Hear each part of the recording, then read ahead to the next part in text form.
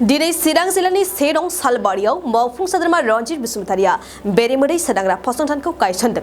ओनसोलनि बेरे फिसिग्रा आबादारिफोरनि मोजांखौ हास्थायनानै चिरां जिल्लानि सेरं सालबारियाव बेरेमोदै सोदांग्रा फसंथाननि अन्थाइ खाम्फाखौ गायसननाय जायो।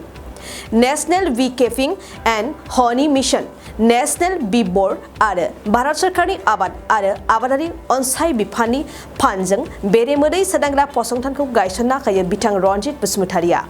चिरांनि सालबारि बालाजार गमादाव मावफुं सोद्रोमा रनजित बसुमतारिजों लोगोसे चिरांनि DFO ब्रह्मानन्द पाटेरि आरो हाग्रा बिफाननि गोबां मावख'गिरि इउपिपिएल दोलोनि मावथिफोरा फसंथान गायसननाय हाबाफारियाव बाहागो लादों।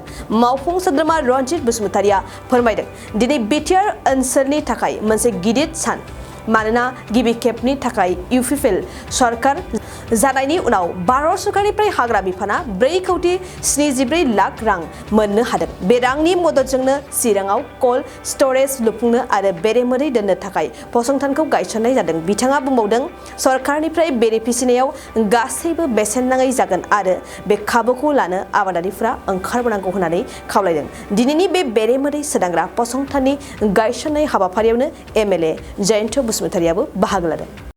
दिनैनि बे साना स्पेसियेलि जोंनि बिटिआरनि थाखाय खोब मोनसे गेदेर सान होननानै सानना लानांगोन। मानोना जोंनि सरकार फैनायनिफ्राय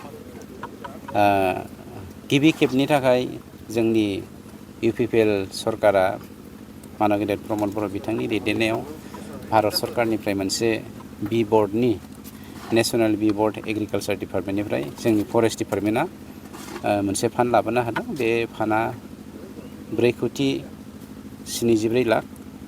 नैबे कनस्ट्राक्सना मेनलि बेवहाय जोंना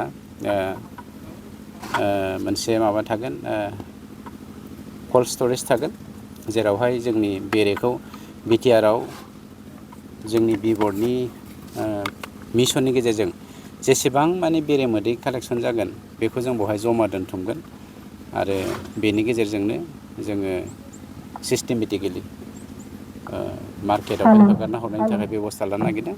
मानोना कोल्ड स्टरेज गैयाबा बेरे मोदैखौ दोनथुमनाया गोब्राब जायो। ओमफ्राय मोनसे खोन्थाया बेवहाय रिसार्च लेबबो जागोन, प्रसेसिं इउनिट जागोन।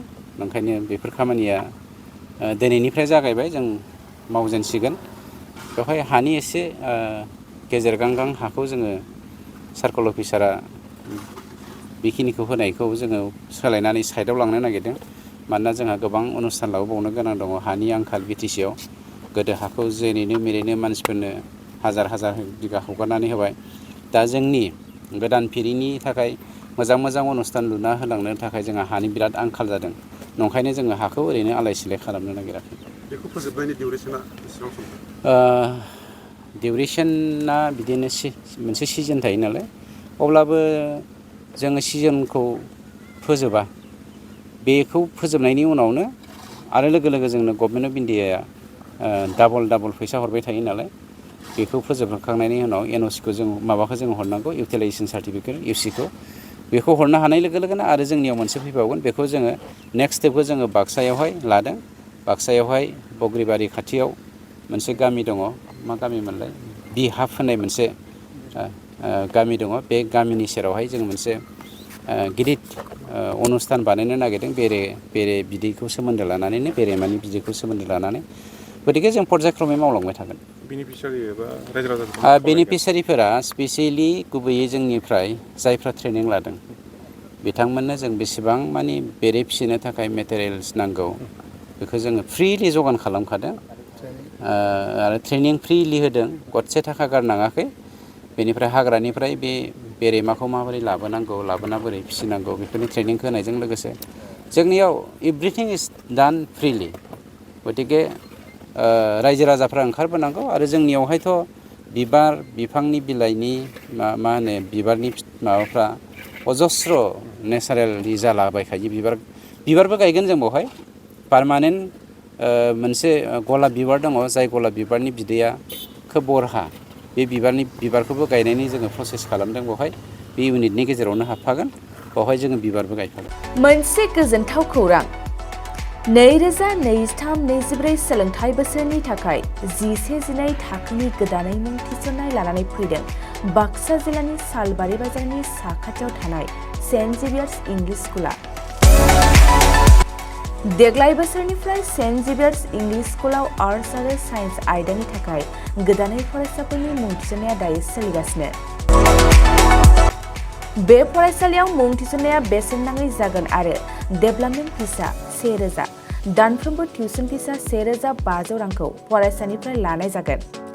बेजों लोगोसेनो जायफोर फरायसाया मेट्रिकआव 90 जौखोन्दोनि बांसिन मोननाय आरो बिपिएल कार्ड थानाय फरायसाया बेसेन नाङाजासेनो मुं थिसननो हागोन।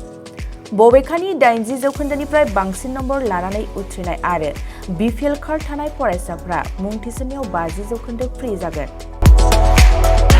बेबादिनो उननि जौखोन्दो लानानै उथ्रिसारनाय आरो बिपिएल कार्ड थानाय फरायसाफोरनो रेहाय होनाय जादों।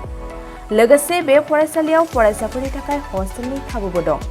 गोसो गोनां फरायसाफ्रा सेन्ट जेभियार्स इंलिश स्कुलाव 11-12 थाखोनि गोदानै मुं थिसननायनि बागै आबुं बाथ्राखौ मिथिनोब्ला नैबे मबाइल नम्बर 9954427791 आव थोंजों सुलाद लानो हागोन।